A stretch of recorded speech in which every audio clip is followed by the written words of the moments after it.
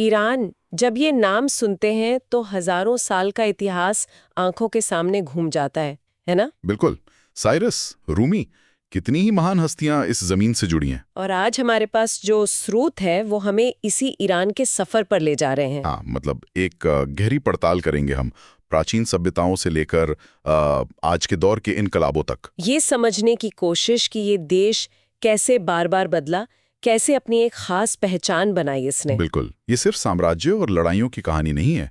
ये धर्म, संस्कृति, संघर्ष, सबका मिश्रण है। और एक दिलचस्प बात जो स्रोतों में मिलती है, दुनिया के पहले बड़े साम्राज्यों में से एक यहीं बना। और आज से लगभग 2500 साल पहले भी वहाँ धार्मिक स्वतंत्रता का विचार था। हाँ, ये काफी एस्टॉनिशिंग है उस जमाने के हिसाब से। तो चलिए शुरू करते हैं। हाँ बिल्कुल। तो कहानी शुरू होती है बहुत पहले, करीब 5000 साल पहले। इंडो ईरानी लोग यहाँ आए। एलामाइट सभ्यता भी थी। जी, लेकिन जो पहला विशाल साम्राज्य था जिसने ईरान को वाकई दुनिया के नक्शे पर ला दिया, वो अकेमेनिड साम्राज्य था, साइरस वाला। हाँ बिल्कुल, अकीमेनेड या पहला फारसी साम्राज्य, करीब 550 ईसा पूर्व साइरस महान ने इसकी नींव रखी। और उनकी वो धार्मिक सहिष्णुता वाली बात, स्रोत क्या कहते हैं, वो सिर्फ उदारता थी या कुछ और? देखिए, स्रोत बताते हैं कि ये सिर्फ उदारता नहीं थी। मतलब ये एक बहुत बड़ा साम्राज्य था, अलग अलग लोग, अलग अलग धर्म, तो उनको साथ रखना, ये एक क्या कहते हैं, एक प्रैक्टिकल रणनीति भी थी। अच्छा, समझ गई। मतलब शासन चलाने का एक तरीका। जी। फिर साइरस के बाद डेरियस प्रथम आए। उन्होंने साम्राज्य को और फैलाया और वो रॉयल रोड बनवाई। हाँ, वो प्राचीन डाक व्यवस्था जैसी कह सकते हैं, एक तरह का हाईवे और कम्युनिकेशन सिस्टम। फिर जर्शीज का दौर आया और यूनानियों से युद्ध, थर्मोपली वगैरह। लेकिन फिर इस महान साम्राज्य का अंत कैसे हुआ? वो हुआ सिकंदर के हाथों, अलेक्जेंडर द ग्रेट, 330 ईसा पूर्व के आसपास। और सिकंदर की जीत का क्या असर पड़ा? बहुत गहरा असर। ईरानी जमीन पर यूनानी संस्कृति यानी हेलेनिस्टिक प्रभाव काफी फैल गया। ठीक है। सिकंदर के बाद फिर कौन सी बड़ी ताकत आई ईरान में? उसके बाद आई सासानी। ये एक और शक्तिशाली ईरानी साम्राज्य था, इतना ताकतवर कि रोम को टक्कर देता था। अच्छा, और इसी दौरान वो ज़रथुष्ट्र धर्म? हाँ, ज़ोरोस्ट्रियनिज्म, ये इसी दौर में खूब फला फूला।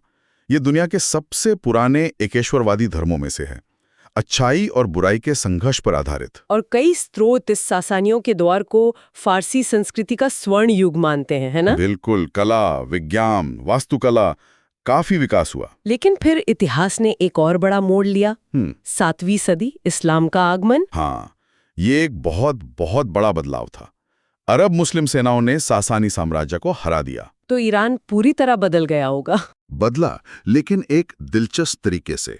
स्रोत इस बात पर जोर देते हैं कि ईरान ने इस्लाम तो अपना लिया, पर अपनी जो पुरानी फारसी भाषा थी, अपनी संस्कृति थी, उसे नहीं छोड़ा, उसे बचाए रखा। और एक और खास बात हुई, शिया इस्लाम। हाँ बिल्कुल, ज्यादातर मुस्लिम दुनिया सुन्नी थी, लेकिन ईरान धीरे धीरे शिया इस्लाम का एक प्रमुख केंद्र बन गया।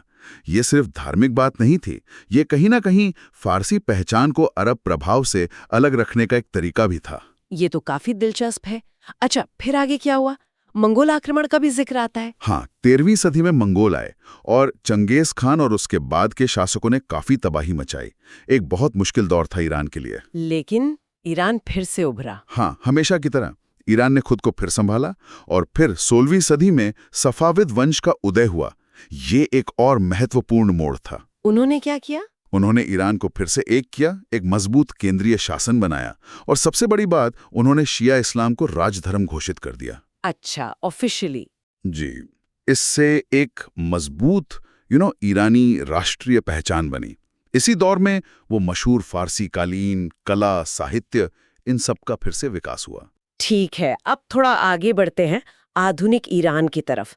20वीं सदी, तेल मिला। हाँ, तेल की खोज ने सब कुछ बदल दिया।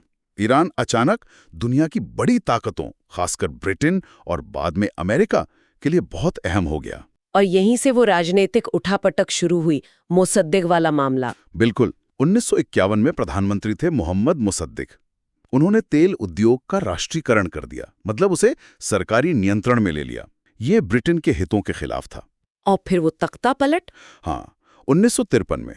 स्रोत बताते हैं कि अमेरिकी CIA और ब्रिटिश इंटेलिजेंस ने मिलकर मुसद्दिक की सरकार गिरा दी और शाह, जो उस वक्त शासक थे, उनकी ताकत को मजबूत किया। इस घटना का तब बहुत दूरगामी असर हुआ होगा ईरान अमेरिका रिश्तों पर। जाहिर है, एक कड़वाहट पैदा हुई जो आज तक शायद मौजूद है। खैर, शाह के दौर में ईरान कैसा था? पश्चिमीकरण हुआ सुना है। शाह ने ईरान को आधुनिक बनाने की कोशिश की, पश्चिमी देशों खासकर अमेरिका से नजदीकी बढ़ाई, शहरों में काफी बदलाव दिखे। लेकिन क्या सब ठीक था अंदरूनी तौर पर? नहीं, स्रोत बताते हैं कि सब ठीक नहीं था।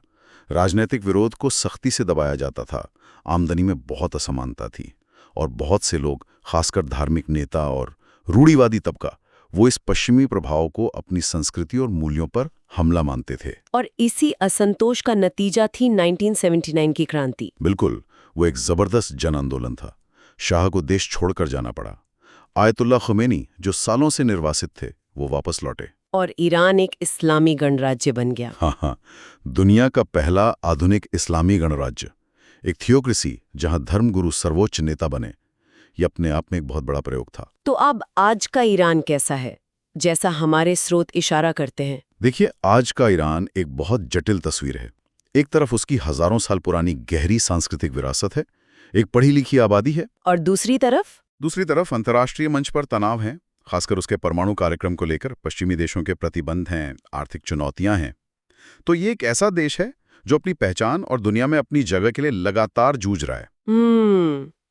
तो ये पूरा सफरनामा अगर देखें तो ईरान का इतिहास सिर्फ बादशाहों और जंगों का नहीं है। नहीं, बिल्कुल नहीं। ये तो लगातार बदलाव, अपनी पहचान को बार बार घड़ने की और बाहरी दुनिया से अपने रिश्तों को समझने की कहानी है। एकदम सही कहा। और ये हमें सोचने पे भी मजबूर करता है ना, कि क्या इतिहास सच में खुद को दोहराता है, या हर इनकलाब, हर बड़ा बदलाव एक बिल्कुल नई शुरुआत का मौका देता है। शायद ईरान का भविष्य इसी सवाल के जवाब में छिपा है।